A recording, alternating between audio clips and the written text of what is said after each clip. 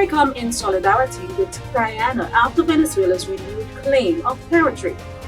Heads of government kick off a busy start to 2021, continuing discussions on regional economic recovery and calling for a global summit to address equitable access to COVID-19 vaccines. CARICOM associate members roll out vaccination programs after receiving Pfizer-BioNTech vaccines from the United Kingdom. And CARICOM condemns the United States' announcement that it will designate Cuba as a state sponsor of terrorism. These and other stories are in this first episode of the CARICOM News Time for 2021. We wish to take this opportunity to wish you and your family the very best for the rest of the year. I am Tusankin English Francis. Thank you for joining us.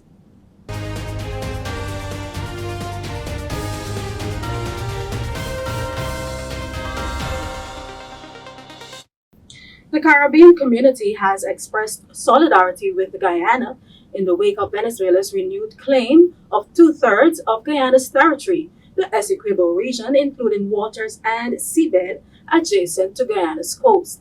In a statement issued on January 12th, CARICOM said it firmly rejects acts of aggression by Venezuela against Guyana and is in full support of the judicial process through the International Court of Justice, the ICJ, to peacefully settle the age-old controversy. The ICJ ruled on December 18, 2020 that it has jurisdiction to hear Guyana's case seeking a final and binding settlement of the 1899 arbitral award establishing its boundaries with Venezuela. The United States, Canada, and the Commonwealth have joined the CARICOM in expressing support for the judicial settlement. Commonwealth Secretary General Baroness Patricia Scotland, in a statement on the 14th of January, reiterated the organization's unequivocal support for the maintenance and safeguarding of Guyana's sovereignty and territorial integrity. She said the entire Commonwealth family stands in solidarity with Guyana and in support of a legally binding and peaceful resolution of this controversy. President of Guyana, His Excellency Dr. Mohammed Irfan Ali, said the decree is a legal nullity which will be respected by no state, least of all Guyana. At least two fundamental principles of international law have been violated. The first violation is that no state can unilaterally determine its international boundaries, whether they are land boundaries or maritime boundaries. The fixing of an international boundary under international law can only result from an agreement between neighboring states or a binding determination by an international court or arbitral tribunal. Therefore, this attempt by Venezuela to unilaterally fix both its land and maritime boundaries with Guyana is a legal nullity, which cannot and will not be respected by any other state in the world, including Guyana.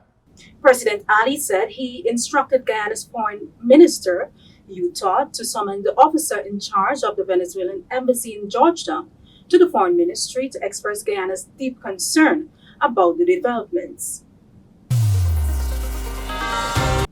CARICOM heads of government set the stage for a busy 2021 as they continue discussions on January 12th on recovery from the economic ravages of the COVID-19 pandemic.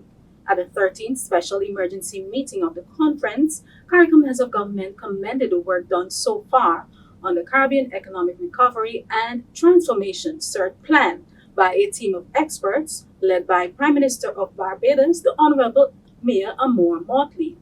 Chairman of CARICOM, Dr. the Honorable Keith Rowley, Prime Minister of Trinidad and Tobago, presided over the meeting, his first meeting since assuming chairmanship of the community on the 1st of January. Following the meeting, the conference issued 3 statements expressing solidarity with Guyana against Venezuela's aggression, condemning U.S. increased attacks on Cuba, and calling for equitable COVID-19 vaccine access. More details ahead.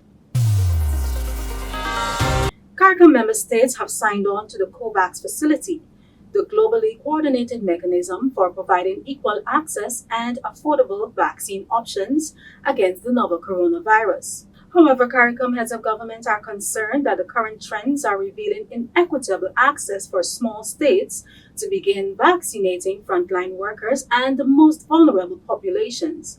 In a statement on January 13th, CARICOM heads of government called for a global summit to discuss equitable access and distribution of COVID-19 vaccines through the World Health Organization's Access to COVID-19 Tools ACT Accelerator Facilitation Council.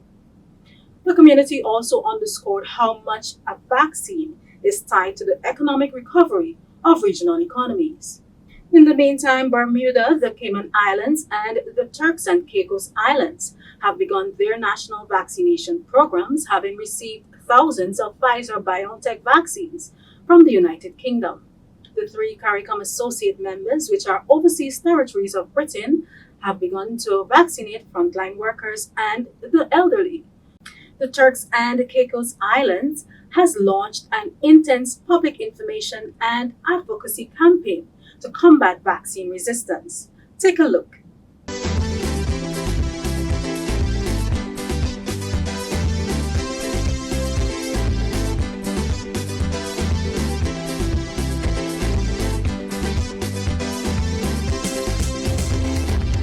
Sign me up, don't leave me out. Sign me up, don't leave me out. Sign me up, don't leave me out. I come for the vaccine. Sign me up, don't leave me out. Sign me up, don't leave me out. Sign me up, don't leave me out.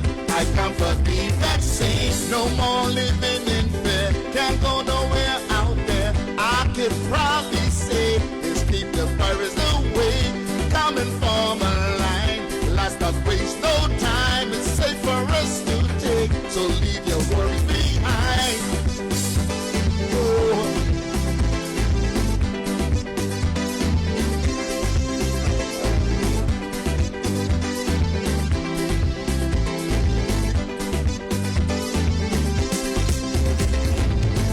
Sign me up, don't leave me out. Make sure you get vaccinated.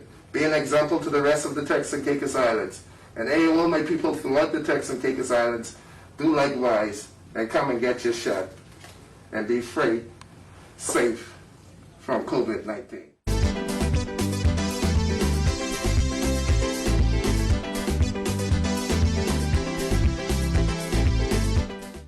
In the Cayman Islands, it seems as if fears of vaccine resistance were short-lived. More than 60% of the doses received from the United Kingdom were administered within the first week of the vaccine's arrival on the island on the 5th of January. At a press briefing shortly after his inoculation, Premier Adlin McLaughlin said vaccination is the best hope to continue to protect life for Caymanians, as existing quarantine protocols and border closures cannot be indefinite.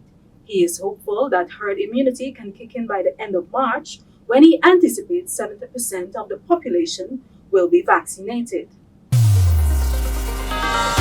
The Caribbean community is calling for an immediate review and reversal of what it described as the unjustified actions taken in regard to Cuba by the United States, as it condemns a recent announcement by the Trump administration to designate Cuba as a state sponsor of terrorism. In a statement issued on the 13th of January, CARICOM said Cuba's international conduct does not in any way warrant that designation. It reads, "This further attack on the country adversely affects its international standing and its social, human, and economic development, and is another misguided action, in addition to the unproductive, unnecessary, and illegal financial and economic embargo already imposed on the Caribbean nation by the United States." You can read the full statement by CARICOM on U.S. designating Cuba as a state sponsor of terrorism on our news site at today.caricom.org. The community must look at making full use of the CARICOM single market and economy, the CSME, as its principal means of recovery from the COVID-19 pandemic. This was the view expressed by Chairman of CARICOM, Dr. the Honorable Keith Rowley of Trinidad and Tobago, in his first message to the community at the start of 2021. Acknowledging that plans to advance the CSME may have been sidelined by the urgent needs of the past year, He urged the community to prioritize the CSME to help propel the region out of the negative socio-economic outlook that has been forecast.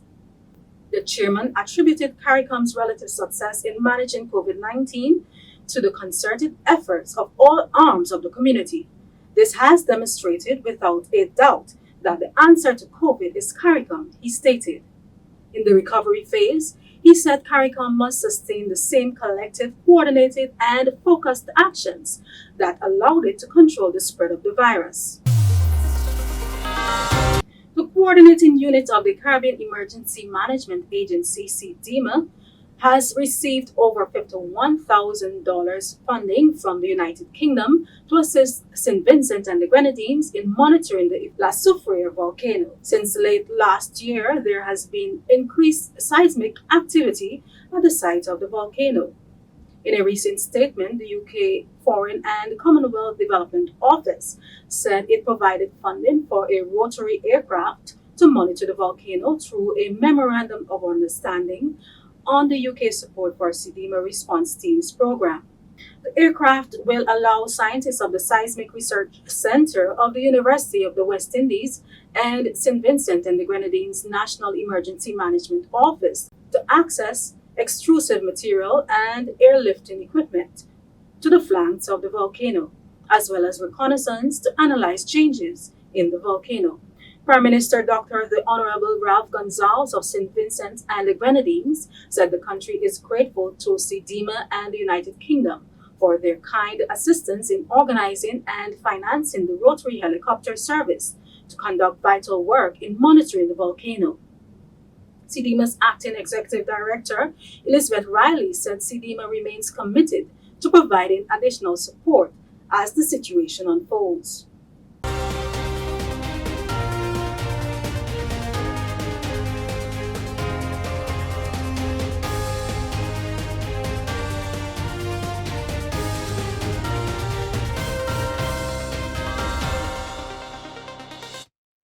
For more stories, you can visit the CARICOM news site at today.caricom.org or the CARICOM website at caricom.org.